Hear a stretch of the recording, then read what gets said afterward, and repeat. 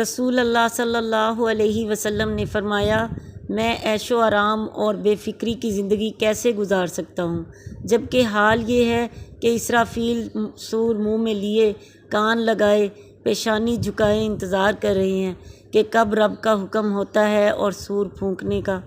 سور بغل کو کہتے ہیں، جس کے ذریعے فوج کو خطرہ کی خبر دی جاتی ہے یا انہیں اکٹھا کرنے کے لیے بجایا جاتا ہے۔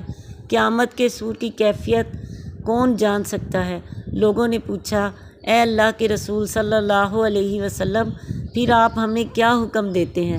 آپ صلی اللہ علیہ وسلم نے فرمایا، یہ پڑھتے رہو، حسبنا اللہ، حسبنا، حسبنا، اللہ ہم کو بس ہے اور وہ بہتر کارساز سرپرست ہے۔ لوگ آپ صلی اللہ علیہ وسلم کی بے چینی اور فکر کو دیکھ کر اور زیادہ پریشان ہوئے اور پوچھا کہ جب آپ کا یہ حال ہے تو ہمارا کیا حال ہوگا؟ بتائیے کہ ہم کیا کریں کہ اس دن کامیاب ہوں؟ آپ صلی اللہ علیہ وسلم نے ان کو بتایا کہ اللہ تعالیٰ پر بھروسہ رکھو اور اس کی ولایت اور سرپرستی میں زندگی گزارو، اس کی بندگی میں جینے والے کامیاب ہوں گے۔